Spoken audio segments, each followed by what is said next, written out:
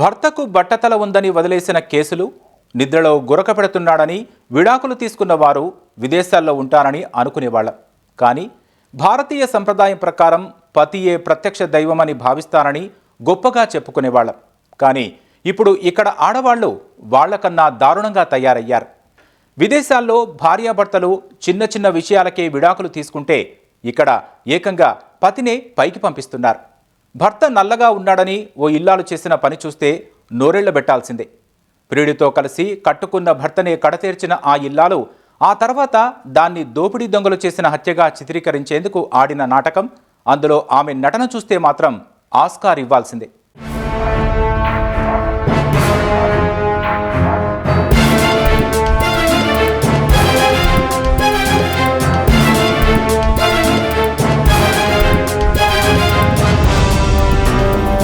అందం, ఆడవాళ్లు ఈ రెండింటికి విడదీయరాని అనుబంధం ఉంటుంది. ఏమాత్రం ఖాళీ దొరికినా అమ్మాయిలు అద్దానికి అతుక్కుపోయి తమ అందాన్ని చూసి మురిసిపోతుంటారు. తమకంటే అందమైన భర్తలు జీవితంలోకి రావాలని కలలు కంటుంటారు. తెల్లగా మిల్క్ బాయ్లా మెరిసిపోవాలి, ఎత్తు ఎక్కువ ఉండాలి, కండలు తిరిగిన దేహం కలిగిన వాడే భర్తగా రావాలంటూ వారి లెక్కలు వారికుంటాయి. వాటిల్లో ఏమాత్రం తేడా వచ్చినా వారు జీర్ణించుకోలేరు. మిగిలిన విషయాలు పక్కన పెట్టినా రంగు విషయంలో మాత్రం అస్సలు రాజీ పడరు. పరిస్థితుల ప్రభావంతోనూ కుటుంబ సభ్యుల ఒత్తిడి మేరకు తమ ఇష్టానికి వ్యతిరేకంగా పెళ్లి చేసుకున్నా జీవితాంతం ఆ భాగస్వామిని కొందరు వేధిస్తూనే ఉంటారు, చులకన చేసి మాట్లాడుతూనే ఉంటారు. మధ్యప్రదేశ్లో అలా ఇష్టం లేకుండా నల్లగా ఉన్న వ్యక్తిని పెళ్లి చేసుకున్న ఓ మహిళ ఏం చేసిందో తెలిస్తే నోరు వెళ్లబెట్టాల్సిందే.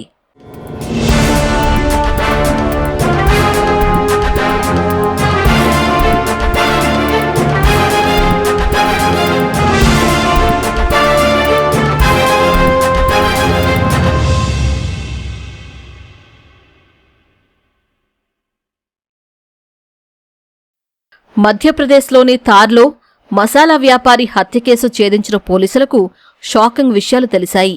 భార్య చెప్పిన మాటలు నమ్మి తొలుత దోపిడీ దొంగల పనని భావించిన అసలు సూత్రధారి ఆ ఇంటి ఇల్లాలేనని తెలిసి నోరెళ్లబెట్టారు.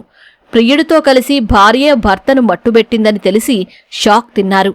ఇంతకీ ఆ భార్య భర్తను చంపడానికి కారణమేంటో తెలిస్తే మీరూ షాక్ తింటారు.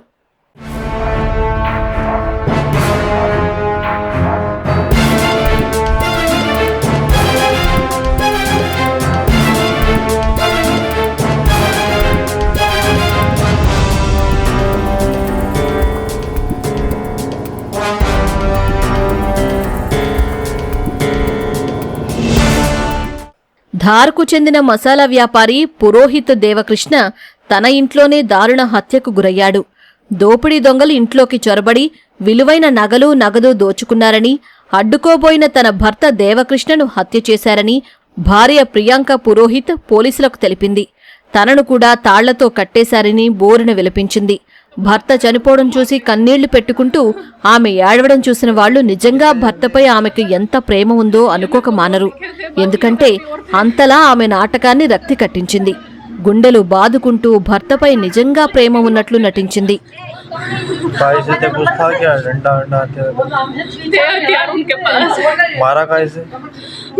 इनको मारा ये नहीं पता, उधर मेरे को बांध दिया था, उसके बाद इधर मारा, वो इधर कब मारा मेरे को तो उधर बांधा था बेड पे. అయితే భార్య చెబుతున్న దానికి సంఘటనా స్థలంలో పరిస్థితులకు ఏమాత్రం పొంతన కుదరకపోవడంతో పోలీసులకు అనుమానం వచ్చింది. విలువైన ఆభరణాలు పోయాయని ఆమె చెప్పినా అవన్నీ ఇంట్లోనే ఉండడంతో వారి అనుమానం మరింత బలపడింది. ఇంకా లోతుగా విచారణ చేయగా దేవకృష్ణ సోదరి అసలు విషయం చెప్పింది. పెళ్లైనప్పట్నుంచి మా అన్నయ్య నల్లగా ఉన్నాడని, వదినకు ఇష్టం లేదని, ఎప్పుడూ అతణ్ణి అవమానిస్తూనే ఉంటుందని చెప్పింది. నువ్వు నాకు తగినవాడివి కాదని, నాలాంటి అందగత్తె దొరకాలంటే అదృష్టం ఉండాలంటూ సూటిపోటి మాటలతో వేధించేదని తెలిపింది. పైగా 5-6 ఏళ్లుగా ఆమెకు వేరే వ్యక్తితో వివాహేతర సంబంధం ఉందని ఉప్పందించింది. ఇక అంతే, పోలీసులు తమదైన శైలిలో విచారించేసరికి పాపం ప్రియాంక నిజం చెప్పక తప్పలేదు.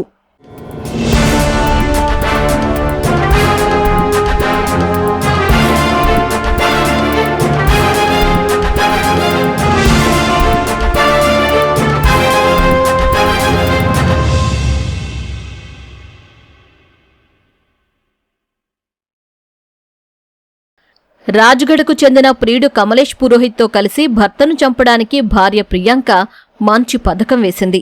కమలేష్ తన స్నేహితుడు సురేంద్ర భాటికి ₹1,00,000 ఇస్తానని సుపారీ హత్యకు ఒప్పందం చేసుకున్నాడు. ముందుగా 50,000 కూడా చెల్లించాడు.